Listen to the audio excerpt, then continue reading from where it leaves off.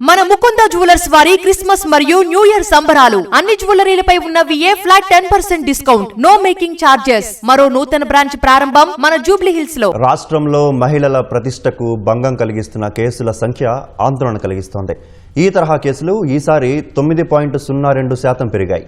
మహిళలపై నేరాల్లో 3.16% పెరుగుదల నమోదైనట్లు నేర వార్షిక నివేదిక స్పష్టం చేస్తోంది. మొత్తం నేరాల సంఖ్య తగ్గుముఖం పట్టినట్లు గణాంకాలు స్పష్టం చేస్తున్నాయి.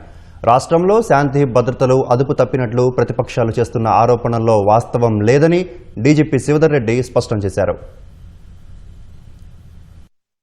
రాష్ట్ర నేర వార్షిక నివేదికను అదనపు డీజీపీలు మహేష్ భగవత్, చారు సిన్హా, అనిల్ కుమార్, సంజీవ్ కుమార్ జైన్, ఇతర పోలీసు ఉన్నతాధికారులతో కలిసి రాష్ట్ర డీజీపీ శివధర్ రెడ్డి విడుదల చేశారు. రాష్ట్రంలో గత ఏడాది నవంబర్ నాటికి 2,34,158 కేసులు నమోదు కాగా ఈ ఏడాది నవంబర్ వరకు 2,28,695 నమోదయ్యాయి. గత ఏడాదితో పోలిస్తే 2.33% తగ్గుదల ఉన్నట్లు వార్షిక నివేదికలో గణాంకాలు తేటతెల్లం చేస్తున్నాయి. మహిళల ప్రతిష్టకు భంగం వాటిల్లే కేసుల సంఖ్య గణనీయంగా పెరుగుతోంది. ఇందుకు సంబంధించి 2021 ఏడాదిలో 4,476 కేసులుంటే తర్వాత సంవత్సరాల్లో వరుసగా పెరుగుతూ ఈసారి వీటి సంఖ్య 6,476గా రికార్డయ్యాయి. గత ఏడాదితో పోలిస్తే మహిళలపై నేరాల్లో మొత్తంగా 3.16% పెరుగుదల నమోదైంది. 2024లో 19,922 కేసులుంటే ఈ ఏడాది 20,551 రికార్డయ్యాయి. హత్య కేసులు 2.9% పెరిగాయి. మహిళలపై అఘాయిత్యాలు,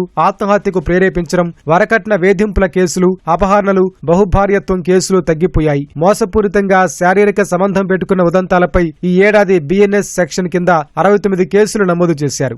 దేశవ్యాప్తంగా ఎన్సీఆర్పీకి సైబర్ నేరాలపై 41% మేర ఫిర్యాదులందితే రాష్ట్రంలో మాత్రం 3% మేర తగ్గాయి. గత ఏడాది 85,746 ఫిర్యాదులొస్తే ఈ ఏడు 83,431 నమోదయ్యాయి. దేశవ్యాప్తంగా సైబర్ నేరాల్లో ఆర్థిక నష్టాలు 6% వరకు తగ్గగా రాష్ట్రంలో మాత్రం 21% మేర తగ్గాయి. తెలంగాణలో గతేడాది బాధితులు 1,753.11 కోట్లు పోగొట్టుకోగా ఈ ఏడాది 1,378.34 కోట్లు నష్టపోయారు. TGSB ముమ్మర దర్యాప్తు కారణంగా ఈ ఏడాది 24,498 మంది బాధితులకు 159.65 కోట్లు తిరిగి ఇప్పించగలిగారు. రోడ్డు ప్రమాదాల సంఖ్య పెరిగినా ప్రమాద మరణాలు తగ్గుదల నమోదైంది. బాధితులు పోగొట్టుకున్న సెల్ ఫోన్లలో 106,603 సెల్ ఫోన్లను రికవరీ చేయడం ద్వారా తెలంగాణ దేశంలోనే తొలి స్థానంలో నిలిచినట్లు డీజీపీ తెలిపారు. గతంలో ఎన్నడూ లేని రీతిలో ఈ ఏడాది 509 మంది మావోయిస్టులు తెలంగాణ పోలీసులు ఎదుట లొంగిపోయినట్లు వివరించారు. రాష్ట్రంలో శాంతి భద్రతలు అదుపు తప్పినట్లు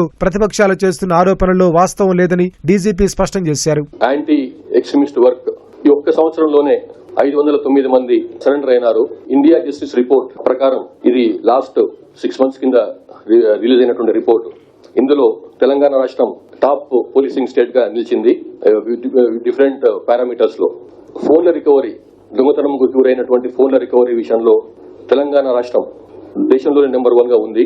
సైబర్ క్రైమ్ సంబంధించి ఇప్పుడు భారతదేశంలోనే కాకుండా మొత్తం ప్రపంచవ్యాప్తంగా కూడా చాలా తీవ్రంగా మారినటువంటి సైబర్ క్రైమ్ విషయంలో మొత్తం 3% తెలంగాణలో సైబర్ క్రైమ్ తగ్గింది. మేమేమో లెక్కల పేపర్ మీద ఉండే లెక్కలు మావి, కల్పిత లెక్కలు కావు.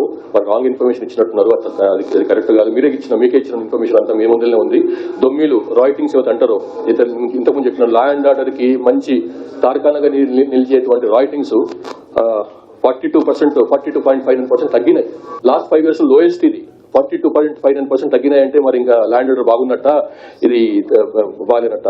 గ్రామ పంచాయతీ ఎలక్షన్స్ అయినప్పటికీ కూడా ఇది 42.5% తగ్గిందంటే మీరు అర్థం చేసుకోవచ్చు ఎంత చక్కగా ఉందో లా అండ్ ఆర్డర్. వివిధ కేసుల్లో శిక్షల శాతానికి వస్తే గత ఏడాది 35.63% కాగా ఈ ఏడాది 38.72% పెరిగింది. దోషుల్లో 4 ఆయా న్యాయస్థానాలు మరణశిక్షలు విధించాయి. 216 కేసుల్లో 320 మంది దోషులకు జీవిత ఖైదు శిక్ష పడింది.